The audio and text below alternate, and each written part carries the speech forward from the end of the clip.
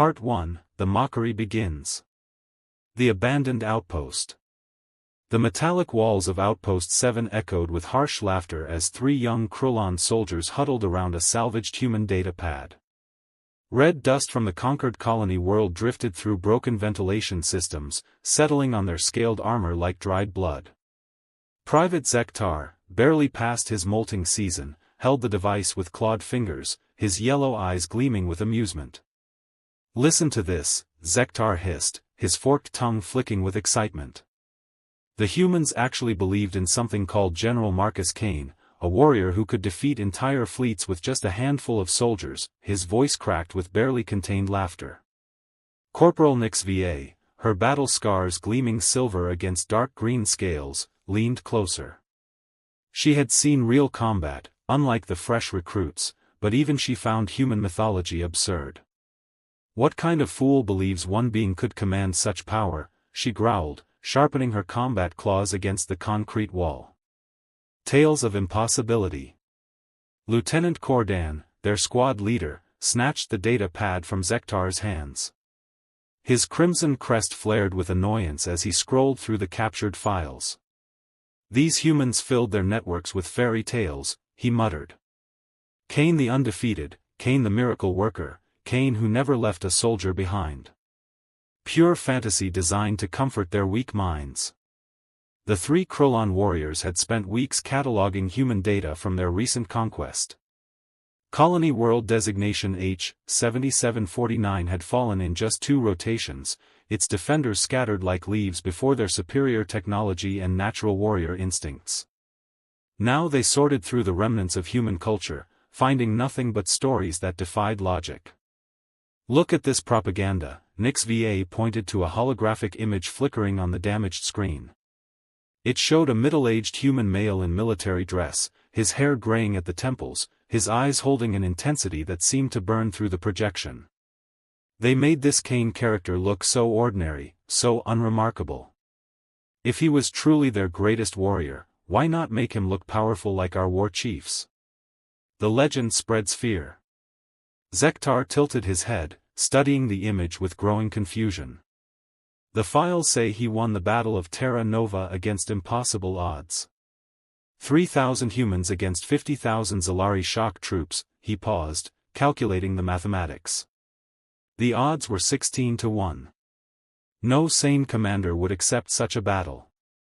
"Exactly my point," Cordan slammed his fist against the table, causing the data pad to jump. "These stories prove human weakness. They needed fantasies to cope with their pathetic military capabilities. We conquered this world in 2 days while they spent decades building myths about impossible victories." But something in the files disturbed Nyx VA. She had noticed patterns in the human communications, references that seemed too consistent, too specific to be mere fiction. Survivors from other conquered worlds had mentioned Kane's name with reverence that bordered on religious faith. Even under interrogation, humans spoke of him with unwavering certainty. Seeds of doubt. "What if?" Zektar began hesitantly, then stopped himself. The idea forming in his young mind seemed too ridiculous to voice. "Speak," Nyx VA commanded, her warrior instincts detecting uncertainty. "What if their legends hold some truth?" Zektar's voice dropped to barely above a whisper. "The captured humans we questioned yesterday, they all mentioned Kane. Not as mythology, but as someone they expected to return for them." Cordan's laugh was harsh and grating. "You sound like a hatchling afraid of shadow creatures. Humans tell stories to maintain hope in hopeless situations. It's a psychological defense mechanism, nothing more." The first warning. From the doorway came a slow, deliberate clapping sound. The three young soldiers spun around to see Commander Vexthor, the outpost's interrogation specialist, his ancient scales bearing scars from dozens of campaigns. His yellow eyes held no warmth, only the cold assessment of a predator. "Enjoying your study of human culture?" Vexthor's voice carried dangerous undertones. He limped into the room, his left leg bearing the marks of an old plasma burn. "Perhaps you'd find their reality more educational than their fiction." "Commander, Cordan straightened to attention. We were analyzing captured intelligence files. Were you? Vexthor moved closer, his presence filling the small space with tension. And what have you learned about Marcus Kane? The question hung in the air like a toxic gas. Something in the commander's tone suggested this wasn't academic curiosity but something far more serious. That he's a myth, sir, Zektar answered quickly. Human propaganda designed to boost morale. Vexthor's scarred face twisted into what might have been a smile, but held no humor. A myth that has caused 3 Krulon battle groups to request immediate reinforcement requests from High Command. A myth that made Admiral Thekvar abandon the Siege of Human World designation H-0001 after receiving intelligence reports. The gathering storm. The young soldiers exchanged worried glances. High Command didn't respond to myths or legends. They responded to threats, real ones that could damage the Krulon war machine. Tomorrow you'll question another batch of human prisoners, Vexthor continued, his claws clicking against his armor. Pay attention to how they speak of their general. Listen to their certainty, their faith. Then tell me if Marcus Kane is just a story. As the commander left, the room fell silent except for the distant howling of wine through the colony's ruins. The datapad continued displaying Kane's image, his eyes seeming to watch them through the flickering hologram.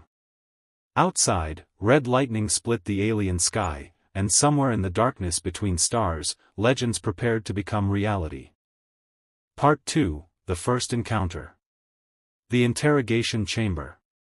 The sterile white walls of Interrogation Room 3 hummed with electronic surveillance equipment as Zektar nervously adjusted his translator device. Across the reinforced plasteel table sat a human prisoner, his blue uniform torn and stained with dried blood.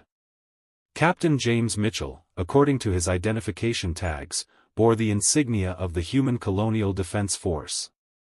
Commander Vexthor stood in the corner like a statue, his yellow eyes never leaving the human's face. Nix VA operated the recording equipment while Cordan prepared the neural probe, standard procedure for extracting military intelligence from captured enemies. State your name and rank for the record, Zektar began, following the interrogation protocols he had memorized during training. Unbreakable faith. Captain Mitchell raised his head slowly, revealing a face marked by exhaustion but not defeat. His brown eyes held a clarity that unsettled the young Krulon warrior.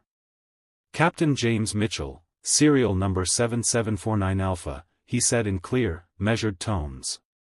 Your colony has fallen, Cordan interjected harshly. Your people are prisoners or dead. Resistance is pointless. Provide us with your defense codes and supply routes, and we will ensure your survival. The humans' response was not what any of them expected.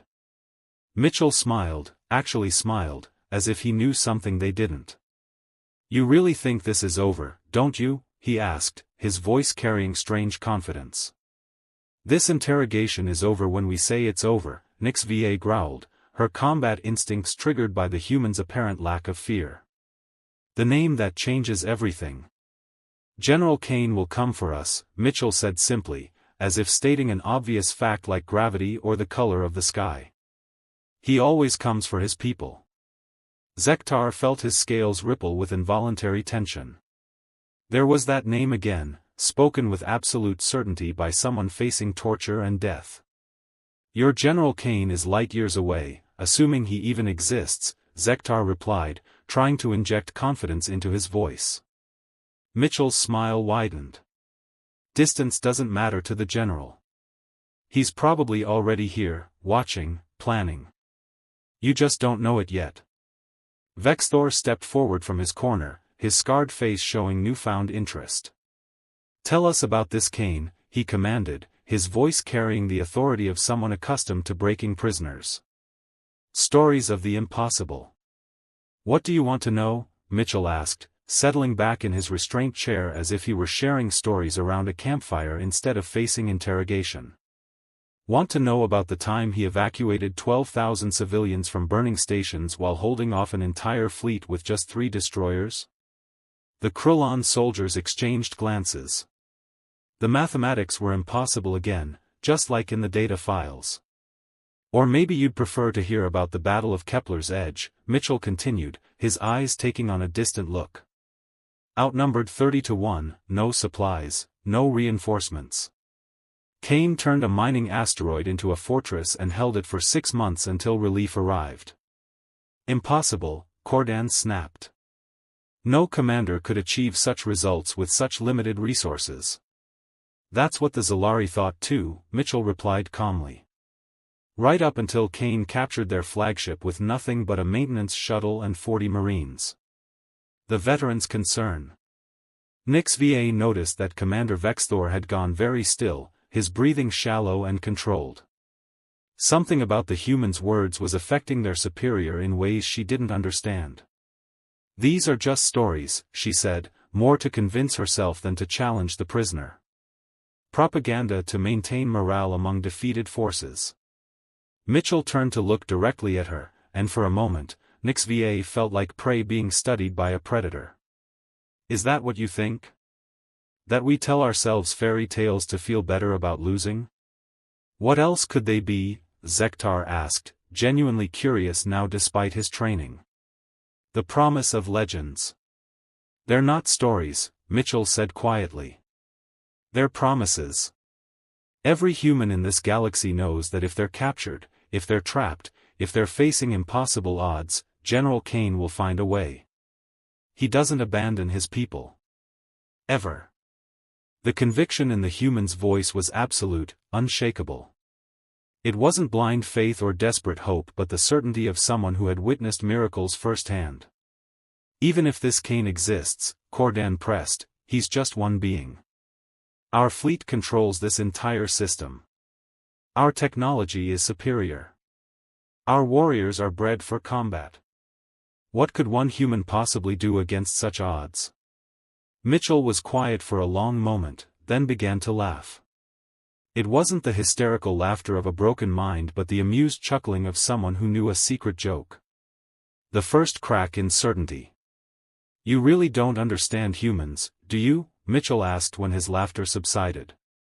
We don't win because we're stronger or smarter or better equipped. We win because we refuse to accept defeat. And Kane? Kane is the best of us. He doesn't see impossible odds. He sees opportunities. Vexthor finally spoke, his voice carefully controlled. This interrogation is concluded. Return the prisoner to his cell. As the guards escorted Mitchell away, he called back over his shoulder, tell your fleet commanders to sleep with their sensors active. When the general comes, it won't be with fanfare or announcements. You'll just wake up one morning and discover that everything you thought you knew about this war has changed. Seeds of fear. After the human was gone, the interrogation room fell silent except for the humming of electronic equipment. Zektar stared at the empty chair where Mitchell had sat, his mind churning with questions that had no logical answers. Commander, Nix VA began hesitantly, the prisoner seemed genuinely convinced that this Kane would mount a rescue operation. Vexthor's scarred face was unreadable. Prepare the other prisoners for questioning tomorrow. And increase security patrols around the perimeter. Sometimes legends have a way of becoming reality when you least expect them. As the young soldiers filed out of the interrogation chamber, none of them noticed the small device blinking silently in the ventilation shaft above their heads, transmitting everything it had recorded to coordinates unknown. Somewhere in the darkness between worlds, legends were indeed becoming reality. Part 3, The Veteran's Warning. The Medical Bay Revelation. Colonel Draxon wheezed as medical technicians adjusted his life support systems in the outpost's medical bay. The ancient Krulon warrior bore scars from 3 decades of conquest, his once proud frame now supported by mechanical augmentations and synthetic organs. His missing left arm had been replaced by a crude prosthetic that clicked and whirred with every movement. Zektar, Nix VA, and Cordan had been summoned to hear the colonel's briefing about human combat psychology.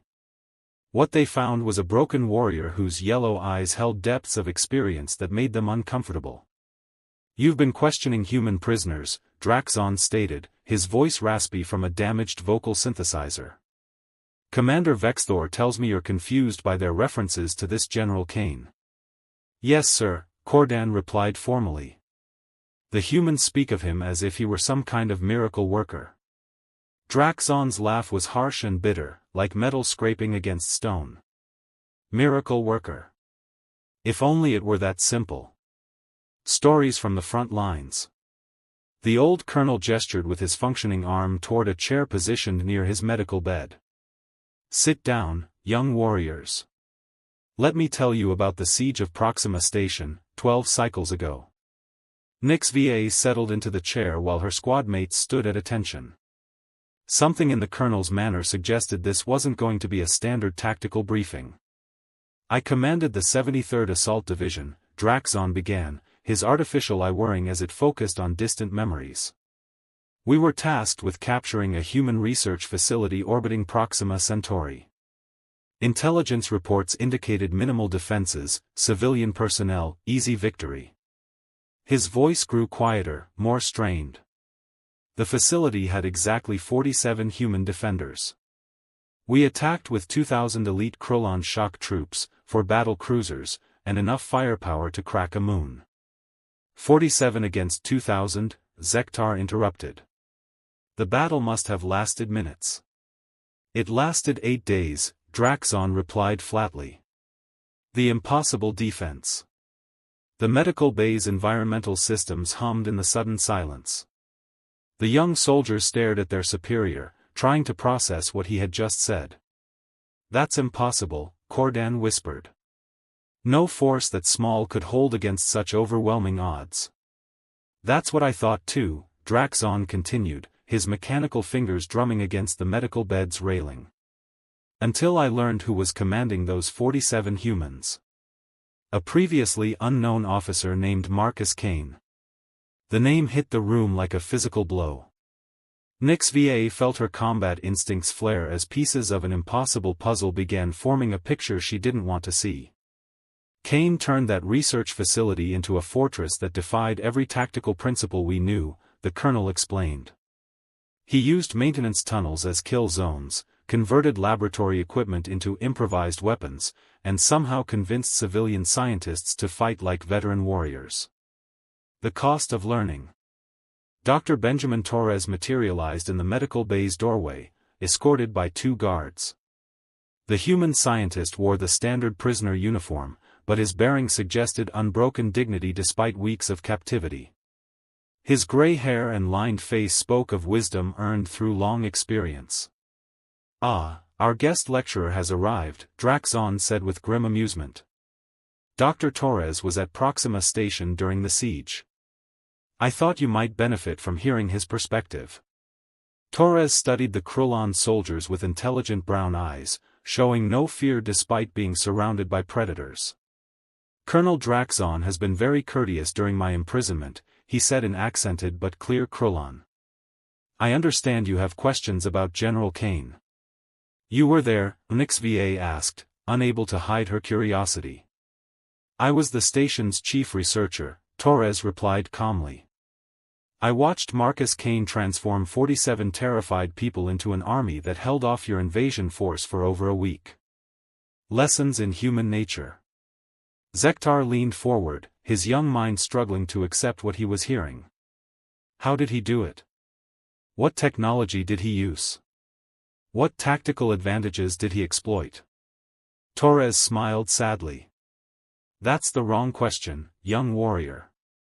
You're thinking like Krulon, looking for mechanical solutions to tactical problems. Kane didn't win through technology or terrain advantages." "Then how?" Cordan demanded, his frustration evident. "He won through understanding something your species has never grasped about humans," Torres explained. "We become more dangerous when we're protecting something we love, not when we're trying to conquer something we want." Colonel Draxon nodded slowly. "Kane made every defender feel personally responsible for protecting their comrades. He didn't command through fear or dominance like our war chiefs. He inspired through trust and shared sacrifice." The turning point. On the 6th day of the siege, Draxon continued, his voice growing distant, Kane led a counterattack that cost me 700 soldiers. 700 elite warriors defeated by maintenance workers and scientists wielding improvised weapons. The old warrior's mechanical hand clenched into a fist. I watched security footage of that battle for months afterward, trying to understand what happened. Kane didn't just command his people, he transformed them. Ordinary humans became extraordinary through his leadership. Torres nodded approvingly. The general has a gift for seeing potential where others see limitations. He looks at a maintenance worker and sees an engineer. He looks at a scientist and sees a strategist. He looks at impossible odds and sees opportunities. But you eventually captured the station, HFY pointed out. Kane was defeated. The Pyrrhic victory. Draxon's laugh was hollow and painful. Captured? Yes, we took the station. But Kane and his people didn't surrender. They evacuated through an asteroid mining tunnel that our sensors couldn't detect. By the time we realized what was happening, they were gone. The general left behind a message for Colonel Draxon, Torres added quietly. He thanked him for the tactical lessons and promised to put them to good use in future encounters. The implications hit the young Krulon soldiers like a physical blow. Kane hadn't just escaped, he had studied their tactics, learned from their strengths, and planned to use that knowledge against them.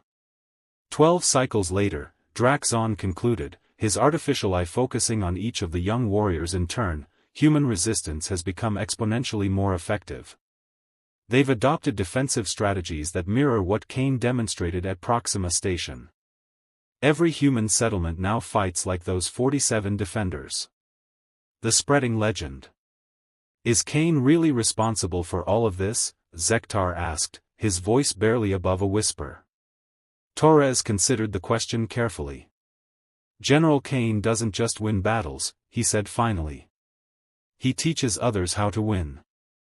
Every human who serves under him becomes a better version of themselves. They carry his lessons to new assignments, new challenges, new impossible situations. Which means, Colonel Draxon added grimly, that even if Kane himself were eliminated, his influence would continue spreading throughout human space like a virus. He's created something far more dangerous than a military leader. He's created a philosophy of resistance that turns ordinary people into legends. Outside the medical bay, warning klaxons began to sound, their harsh tones echoing through the outpost's corridors. Emergency lighting bathed the walls in pulsing red as automated systems announced incoming vessels detected at the system's edge. It seems, Torres said with quiet satisfaction, that class is about to begin. Part 4, The Storm Arrives. The Impossible Approach. The command center of Outpost 7 erupted in chaos as sensor technicians struggled to make sense of their readings. Commander Vexthor stood before the main tactical display, his scarred face illuminated by red warning lights as data streams scrolled past in urgent cascades. Report, he commanded, his voice cutting through the noise of shouting operators and blaring alarms. Single vessel approaching from the asteroid field, Sensor Chief Grixtal announced, his 4 arms dancing across multiple control panels. Configuration unknown, energy signature unlike anything in our databases. Zektar, HFY, and Cordan rushed into the command center from the medical bay, their hearts pounding with adrenaline and growing dread. The timing of this mysterious arrival felt too convenient to be coincidence. Just one ship? Cordan asked, relief evident in his voice. Our orbital defense platforms can handle a single vessel. Vexthor's expression darkened. Can they? Look at the tactical display and tell me what you see. The ghost in the machine. The main screen showed a 3-dimensional representation of the system, with the mysterious vessel represented by a pulsing red dot. What disturbed the young Krulon soldiers was not what they could see, but what they couldn't. Where are our patrol ships? HFY asked, her combat instinct screaming warnings. Good question, Vexthor replied grimly. Patrol Group 7 went silent 20 minutes ago. Patrol Group 12 stopped responding 15 minutes ago. Our outer sensor network is reporting system malfunctions across 3 sectors. The implications hit Zektar like a physical blow. One ship couldn't disable our entire early warning network. Couldn't it? Dr. Torres' voice came from the command center's entrance, where he stood flanked by 2 guards. You underestimate what's possible when the impossible becomes merely improbable. The legend reveals himself. Vexthor turned to face the human prisoner, his yellow eyes blazing with suspicion. You knew this was coming. I hoped, Torres replied calmly. General Kane doesn't abandon his people. I told you that during my interrogation. The tactical display suddenly shifted, showing a new contact much closer to the outpost. The mysterious vessel had somehow covered half the distance to their position without being detected by their sensors. Impossible, Sensor Chief Grixtal muttered, his 4 arms working frantically to recalibrate his equipment. No ship can move that fast without creating massive energy signatures. Unless, Torres said quietly, the ship isn't moving at all. The revelation of tactics. Before anyone could ask what he meant, the command center's communication system crackled to life. A human voice, calm and measured, filled the room with words that would haunt the Krulon soldiers for the rest of their lives. Krulon Outpost 7, this is General Marcus Kane of the Terran Colonial Defense Force. You are holding prisoners of war in violation of interstellar law. Release them immediately, and we can discuss terms for your peaceful surrender. The silence that followed was absolute.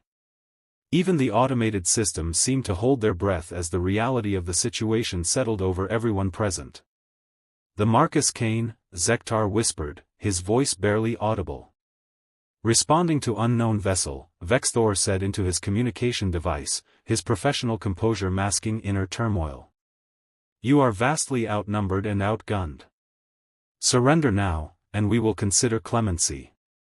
Kane's response came immediately, carrying undertones of amusement. Commander, I appreciate your confidence, but I should point out that your orbital defense platforms are currently offline. The impossible made real. Grixtal's 4 arms froze over his control panels as status indicators across his displays shifted from green to red. Commander, he reported, his voice cracking with stress, he's right. All 6 orbital platforms are showing system failures. Sabotage, Nyx VA concluded, her mind racing through possibilities. He must have infiltrated our systems somehow. Not sabotage, Torres corrected gently. Strategy. General Kane doesn't destroy what he can disable. He doesn't kill what he can capture. He doesn't fight when he can win through other means. The tactical display updated again, showing the mysterious vessel now directly above their position. But more disturbing were the dozens of smaller contacts that had appeared throughout the system, surrounding Krulon vessels like wolves circling prey. Where did they all come from? Cordan demanded, his voice rising with panic.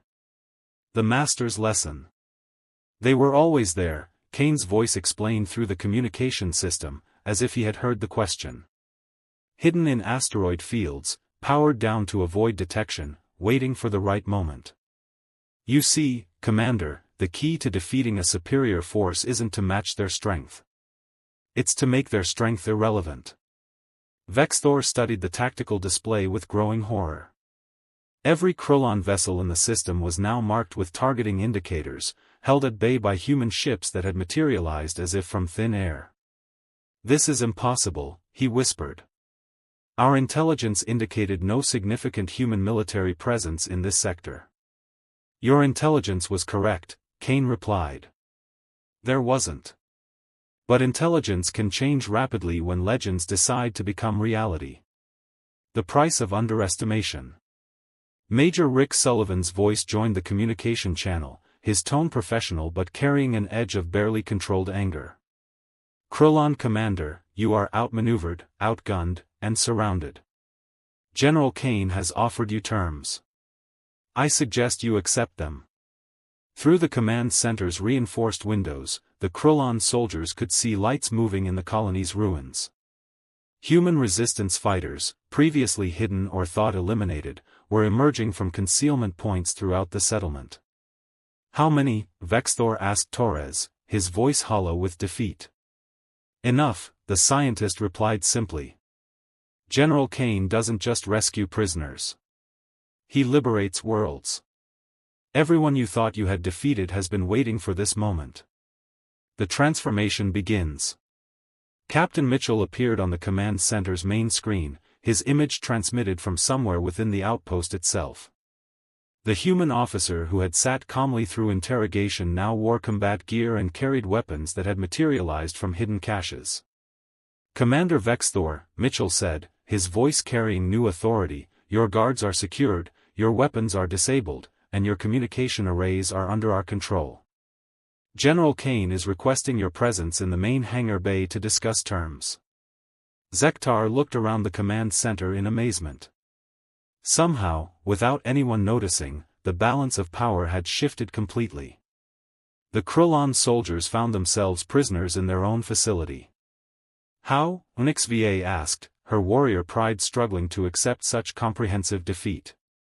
"By understanding that every legend starts with someone refusing to accept the word impossible," Kane's voice answered through the communication system. "Now, shall we discuss how to end this without further bloodshed?" The legend walks among them. Through the command center's blast doors came a figure that seemed almost anticlimactic after everything they had witnessed. General Marcus Kane was exactly as he appeared in the captured data files, a middle-aged human male with graying hair and intelligent eyes. He wore simple military fatigues and carried himself with quiet confidence rather than swagger. "Gentlemen," he said, nodding respectfully to the Krulon soldiers. "I believe we have much to discuss." Looking at him, Zektar finally understood the truth that had eluded them from the beginning. Legends weren't about supernatural powers or impossible abilities. They were about ordinary people who refused to accept ordinary limitations. And sometimes, those legends walked among them in the form of a soft-spoken human general who turned impossible odds into inevitable victories.